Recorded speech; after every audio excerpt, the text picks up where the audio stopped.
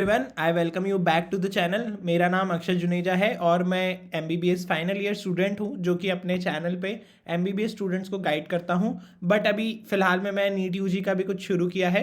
So I would like to discuss a very important topic today, the correct way to read NCERT. Right, अब NCERT आप लोगों को पता है आप लोगों के लिए ग्रंथ है, ठीक है। चाहे आप बायोलॉजी की बात करो, चाहे केमिस्ट्री की बात करो, इवन फिजिक्स में भी you need to study some part of NCERT. Right, तो एनसीईआरटी पढ़ना कैसे है, हम यदि इस चीज़ को क्रैक कर लेते हैं तो जो आपका पूरा कंसेप्ट है वही बदल जाएगा। आप अगर बोलते हो कि अभी 6 घंटा 8 घंटा रोज का पढ़ना है, पर अगर आप एनसीईआरटी गलत तरीके से पढ़ रहे हो तो आपके लिए वो चीज़ का कोई मतलब ही नहीं है। बट अगर आप सही तरीके से पढ़ रहे हो तो हो सकता है इस स्ट्रेटेजी जो मैंने आपके लिए बनाई है, 4 लेयर स्ट्रेटेजी, इसमें आप 2 घंटे की रीडिंग में 6 घंटे का काम कर सकते हो। और ये कोई हवाई स्ट्रेटेजी नहीं है, बेसिकली ये वो चीज़ है जो मैं फॉलो करता हूँ एमबीबीएस बुक्स पढ़ने में। राइट, बिकॉज एमबीबीएस की बुक्स में काफ़ी ज़्यादा कंटेंट होता है as compare to NCERT. But हम पूरी चीज़ तो याद नहीं कर सकते, तो हमें कैसे करना है वो मैं आपको आज इस वीडियो में बताऊंगा। तो आप इस चैनल को भी ज़रूर सब्सक्राइब कर लीजिए और अपने दोस्तों तक ये चैनल का भी ज़रूर पहुंचाइए। तो चलिए शुरू करते हैं 4 लेयर स्ट्रेटेजी। अब एक्चुअल में है क्या ये, क्यों आपको फॉलो करनी है? आप अपने आप अभी पढ़ रहे होंगे, आप अच्छा स्कोर भी कर रहे होंगे, आपको क्यों फॉलो करनी है? इसमें फॉलो आपको इसलिए करना है क्योंकि अगर आप अभी एनसीईआरटी की 4 रीडिंग लगा रहे हो, 5 रीडिंग रिवीजन लगा रहे हो, इससे आपका वो रिवीजन का जो टाइम है ना वो एकदम 1/5 हो जाएगा। ठीक है, अगर आप अभी एक बार मैं जैसे बता रहा हूँ वैसे पढ़ लिए तो आपको बार बार एनसीईआरटी पढ़ने में टाइम बिल्कुल भी नहीं लगेगा, या हो सकता है आपको ज़रूरत ही ना पड़े। राइट, इसके कारण आपकी क्या बढ़ेगी, इफेक्टिविटी बढ़ेगी। अगर आप अभी एक रीडिंग में 4 पेज का जो कंटेंट है उसको सपोज 2 पेज ही रिटेन कर पा रहे हो, इससे आपका वो जो रिटेनमेंट है वो हम 100% तक पहुंचाना चाह रहे हैं। ठीक है, तीसरी चीज़ है टाइम कंज्यूमिंग। क्या ये मेरी मेथड टाइम कंज्यूमिंग है? नहीं। आपको शुरू में जब मैं पूरी स्ट्रेटेजी बताऊंगा आपको लगेगा बहुत ज़्यादा टाइम लगेगा, बट बिलीव मी, आप जब इसको करोगे, आप एक बार नॉर्मल तरीके से जो पढ़ते हो उससे आधा टाइम लगेगा इस तरीके से पढ़ने में। राइट, बिकॉज हम क्या होता है पढ़ते हैं, हम भटक जाते हैं कहीं, है ना। हम पढ़ना शुरू करते हैं, आज हमने पढ़ना शुरू करा एक चैप्टर, बट हो सकता है हमको वो चैप्टर खत्म करने में दिन भर लग गया, या कई बार दिन भर भी नहीं हुआ, 3-4 दिन हो गए। राइट, पर इससे आपको एक टाइम का पूरा आइडिया रहेगा कि कितना टाइम लगेगा और आप उसको अकॉर्डिंगली स्पीड अप कर पाओगे। राइट, तो चलिए शुरू करते हैं हम इस वीडियो से। तो इसमें जो मैं बताऊंगा वो आपको 4 लेयर स्ट्रेटेजी। सबसे लेयर नंबर 1 जो है वो है रन डाउन। ठीक है, रन डाउन का मतलब क्या होता है कि जब आप कभी भी कोई एथलीट का आप इंटरव्यू सुनोगे ना, तो उसको जैसे जेवलिन भी यदि फेंकना होगा ना, तो वो पहले दिमाग में अपने सोचेगा कि मैं जाऊंगा, मैं जेवलिन फेंकूंगा, मैं वर्ल्ड रिकॉर्ड बना दूंगा। राइट, तो सबसे पहली चीज़ हमको भी यही करना है, हमको पागलों जैसे बस पढ़ने नहीं बैठ जाना। ठीक है, कि हम बैठे और हम पढ़ने बैठ गए जो भी पढ़ रहे हैं, नहीं। सबसे पहले आप रन डाउन करो। अगर आप अभी सपोज करो ह्यूमन हेल्थ का चैप्टर पढ़ रहे हो, ठीक है, तो आप सबसे पहले क्या करो, 5 मिनट के अंदर पूरे जो 10-12 पेज का चैप्टर है उसको फटाफट फटाफट पलटा लो कि मैं करने क्या वाला हूँ, है ना। मैं ह्यूमन हेल्थ में सबसे पहले देखूंगा हेल्थ क्या होती है, फिर मैं हेल्थ थोड़ा थोड़ा देखो क्या क्या लिखा है, अच्छा यहाँ डेफिनेशन लिखी है, यहाँ उसकी टर्मिनोलॉजी लिखी है, फिर आप अगले उसमें क्या लिखा है, डिसीजेस लिखिए, फिर उसके बाद क्या दिया है, इम्यूनिटी दिया है, फिर उसके बाद क्या दिया है, एड्स दिया है ना, फिर उसके बाद क्या दिया है, ड्रग एब्यूज़ दिया है। ठीक है, तो आपने ऐसे एक रन डाउन कर लिया है ना, और उसको जल्दी जल्दी पढ़ लो, मतलब 5-10 मिनट में आप पूरा एक बार ऐसे बस देख लो कि अच्छा है क्या। ठीक है, तो इससे क्या हुआ, इससे आपको एक आइडिया लग गया। अब क्या होगा कि अब आप जब पढ़ने बैठोगे ना तो आपको पहली लाइन से समझ में आएगा कि आखिरी लाइन तक क्या दिया हुआ है। तो जो एक कंसेप्ट आपका बना कि भाई मेरे को पढ़ना क्या है, वो आपको हेल्प करेगा लंबी रेस के लिए। राइट, तो इसमें आपका 5% ही गेन होगा, इसमें आपको वो चैप्टर का बस 5% कंटेंट पता चल जाएगा कि अच्छा इस चैप्टर में है क्या क्या। हमारा उद्देश्य बस इतना सा है, इसमें टाइम नहीं लगा। अब हमको करना है लेयर नंबर 2। लेयर नंबर 2 जो है वो आपकी एक्चुअल रीडिंग है। एक्चुअल रीडिंग का मतलब क्या है कि अब आप उस चैप्टर को जैसे आपने रन डाउन कर लिया, अब आप उसको अच्छे से पढ़ेंगे। ठीक है, अब आपने उसको अच्छे से पढ़ना है, लेकिन ध्यान रहिए आपके हाथ में पेन पेंसिल हाइलाइटर कुछ नहीं रहना चाहिए।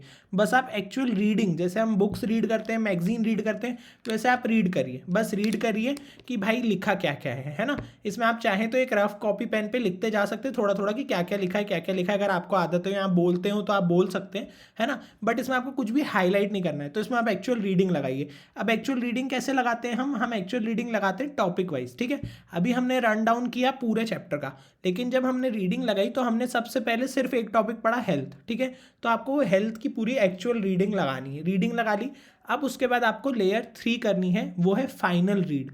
ठीक है, तो फाइनल रीड में आप यूज़ करेंगे हाइलाइटर्स। ठीक है, हाइलाइटर्स कैसे यूज़ करेंगे आप, जैसे मैं भी यूज़ करता हूँ, I use 4 different colours of highlighters. Right, ये मेरे 4 कलर्स ऑफ हाइलाइटर्स हैं, ग्रीन, अपना येलो और पिंक और ऑरेंज, ठीक है।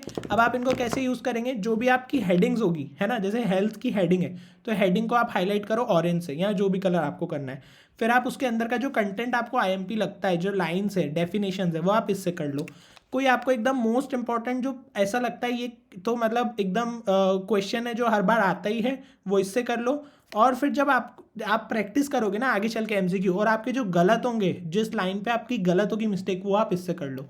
तो इससे क्या होगा, कहने को आपके पास 4 हाइलाइटर है, बट आगे सिंप्लीफाई हो गया। अब आप नीट के एक दिन पहले सिर्फ ये वाले टॉपिक्स पढ़ोगे जो आपके गलत हो रहे हैं या जिनमें से क्वेश्चन आ रहे हैं, आप ये डेफिनेशन पढ़ने नहीं बैठोगे, राइट। तो ये चीज़ इंपॉर्टेंट है। लेयर नंबर 3, अब आपने क्या करा, एक रन डाउन कर लिया, फिर आपने हेल्थ के टॉपिक को अच्छे से पढ़ लिया, फिर अब आप हेल्थ के टॉपिक को हाईलाइट करो। हाईलाइट कैसे करोगे, जैसे डायबिटीज़ है तो आपने कहा पहले हेडिंग को मैंने एक कलर से हाईलाइट किया, अंदर का जो कंटेंट है वो दूसरे कलर से हाईलाइट किया, और अगर मेरे को लग रहा है कोई क्वेश्चन है तो उससे हाईलाइट किया। फिर मैंने ऐसे हेडिंग को अलग कलर, हेडिंग, हेडिंग, फिर कंटेंट, फिर हेडिंग। तो इससे क्या होगा, आपके दिमाग में एक लेयर छपेगी कि मैंने पढ़ा कैसे है, राइट।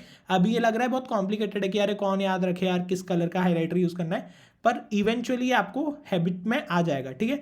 तो अब आप हेल्थ को, हेडिंग को हाईलाइट करोगे, उसके अंदर का जो कंटेंट, अब आपको यहाँ पे हाईलाइट क्यों नहीं करना है, बिकॉज जब हम पहली बार कोई चीज़ पढ़ते हैं ना तो हर चीज़ इंपॉर्टेंट ही लगती है, हर चीज़ लगता है कुछ नया है, अरे मुझे याद होना चाहिए, ठीक है। पर लेयर 3 में आपको समझ में आएगा कि आधी चीज़ें बहुत फालतू हैं, आपको उनमें से याद करने का कोई सेंस नहीं है ना। तो लेयर नंबर 2 आप बस पढ़ो, लेयर 3 में वो हाईलाइट करो जो आपको लगता है काम का है, जिससे क्वेश्चन बनाया जा सकता है। जैसे अगर हेल्थ की डेफिनेशन दी है तो हेल्थ की डेफिनेशन से क्वेश्चन आ सकता है। अब अगर लिख रखा है कि health, health is something which everyone should take care of, you should dress well, you should eat well, तो अब ये पॉइंट आपको लगता है क्वेश्चन पूछेगा एग्जामिनर क्या बोलेगा कि health is something you should not take care of, मतलब एक एग्जाम्पल के लिए, राइट।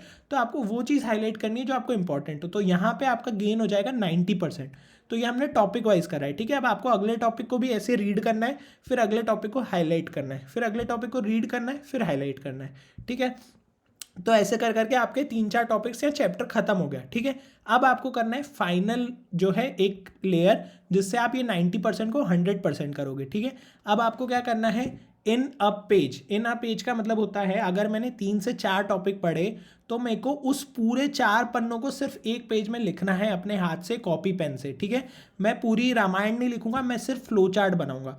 इसमें क्या होगा, आप पहले लिखोगे हेल्थ की डेफिनेशन बताई, फिर हेल्थ का वॉट एवर रीजन्स कैसे उसको मेंटेन कर सकते हैं। फिर आप यहाँ से एक और फ्लो चार्ट बनाओगे, डिसीजेज में मैंने पढ़ा मलेरिया, मैंने पढ़ा जॉन्डिस, जो भी डिसीज़ पढ़े, है ना। फिर उसके बाद आप बनाओगे इम्यूनिटी में मैंने पढ़ा एड्स, तो आप उसको पूरा सम अप कर रहे हो, राइट। तो इससे क्या होगा, इससे आपको जब भी आप एनसीईआर, और इसको आप सम अप करके एनसीईआरटी में स्टेपल कर लो, तो इससे क्या होगा कि जब भी आप एनसीईआरटी पढ़ोगे तो आपको यही चीज़ समझ में आएगी कि पहले मैं वो अप्रोच कैसे करना है।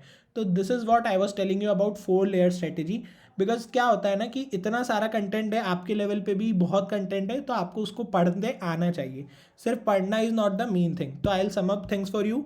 4 लेयर स्ट्रेटेजी में सबसे पहले बस रन डाउन कर लो कि क्या है चैप्टर में, फिर उसको एक्चुअल रीड करो, लेकिन हाईलाइट मत करो, हाईलाइट करो अलग अलग कलर से तीसरी रीडिंग में, और फिर 4th रीडिंग में सम अप कर लो। और मैं तो अब आपसे कहूँगा कि अगली रीडिंग जब आप एनसीईआरटी की करोगे तो आप बस ये पेज देखना और जो आपके हाईलाइटेड पोर्शन है बस, तो ये इससे आपका क्या हो जाएगा, बहुत जल्दी सॉल्व हो जाएंगी चीज़ें और आपको रिविजन कम लगेगा, ताकि आप इतना टाइम फिजिक्स केमिस्ट्री को दो, बायो में इतना टाइम वेस्ट नहीं करो, ताकि आप न्यूमेरिकल ज़्यादा बना पाओ, ठीक है। तो आई होप ये वीडियो आपके लिए कुछ वैल्यू ऐड किया हो।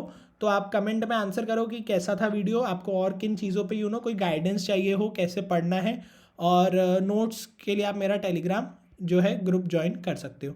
Thank you so much guys, stay safe, stay healthy, and do not forget to subscribe this channel and share it with your friends, and also follow me on these platforms if you have any query.